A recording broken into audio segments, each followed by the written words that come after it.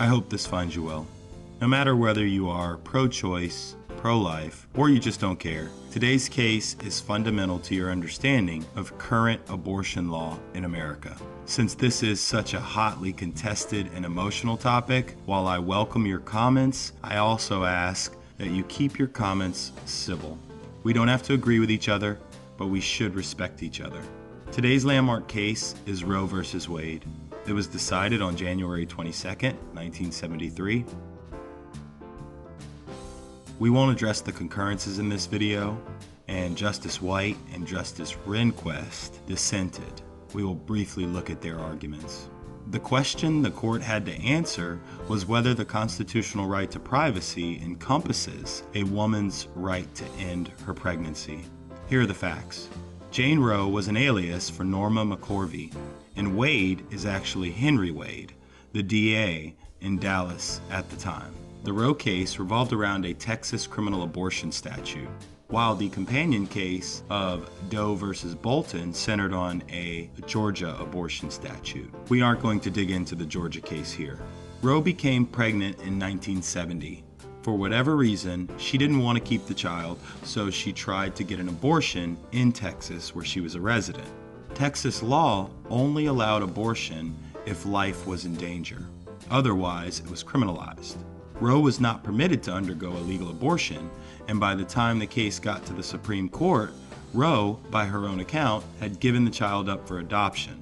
Roe was also joined in her action against Wade by James Halford, a physician with 2 prosecutions pending against him for violating the Texas law, and J&M Doe, a childless couple who were challenging the law because the wife was advised to avoid pregnancy because of the health risks to her. Here's how we get to the Supreme Court. The district court found that Roe and Dr. Halford had standing to sue and presented justiciable claims, but the Does had failed to allege facts sufficient to state a present controversy and did not have standing. Definitions, as always, are in the description below. The district court held that the fundamental right of single women and married persons to choose whether to have children is protected by the 9th Amendment through the 14th Amendment.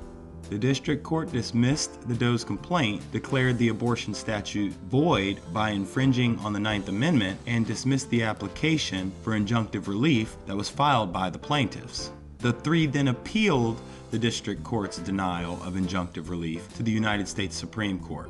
Of course, the Supreme Court will not hear a case if it is moot or not yet ripe.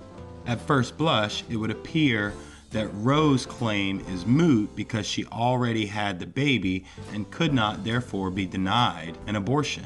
However, the Supreme Court took the case because pregnancy is capable of repetition, thus subjecting Roe to the same harm again. Dr. Halford's case was dismissed, and the court never looked at the merits, stating a defendant in a pending state criminal case cannot affirmatively challenge in federal court the statutes under which the state is prosecuting him. The Does were also dismissed from the case because they had not suffered a harm. They weren't pregnant, nor were the couple ever intending to get pregnant. You could say that their case wasn't ripe. Ultimately, Roe was the only plaintiff allowed to proceed. In analyzing the case, the court began by recognizing that the Constitution does not explicitly state that an individual has a right to privacy. However, the right to privacy, from a constitutional standpoint, is derived from the 14th Amendment's concept of personal liberty and the 9th Amendment's reserved rights of the people. The court then applies a strict scrutiny standard to Texas's abortion statute, meaning Texas must show that the statute serves a compelling interest and is narrowly tailored. Side note, strict scrutiny is rarely overcome by the government. It is the highest standard and the most difficult standard. In my opinion, the court really didn't follow the strict scrutiny standard in its traditional sense. Texas raised the argument that the fetus is considered a person and therefore has a right to life under the 14th Amendment. The court disagreed, pointing out that a fetus has never been considered a person within the law, and that Texas cannot override the rights of a woman for the rights of a fetus based on the theory that the fetus is a person. On the other hand, the court recognized that Texas does have a legitimate interest in creating the statute because its statute preserves the health of a woman and the protection of potential life. Finally, the court struck a balance between Texas's prohibition on abortion and a woman's right to privacy, announcing that prior to viability, that first trimester, a woman's right to privacy allows her to choose to have the procedure done.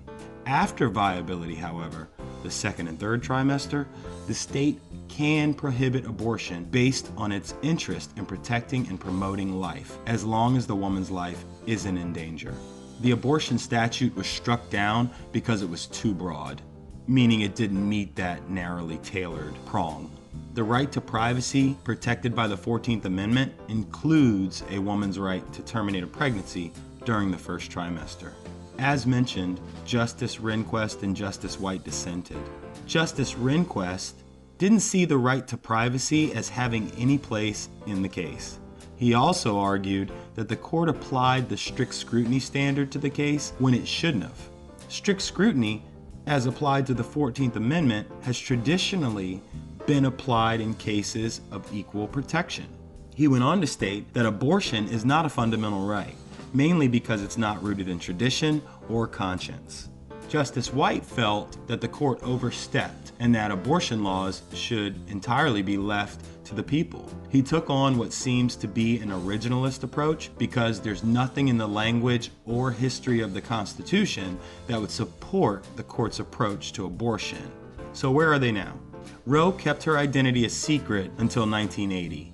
She has authored 2 books, I Am Roe and One by Love. Norma McCorvey is now a pro-life activist. She was converted to the pro-life movement in 1995 while she was working at an abortion clinic. In 2003, she was back in court attempting to overturn Roe v. Wade.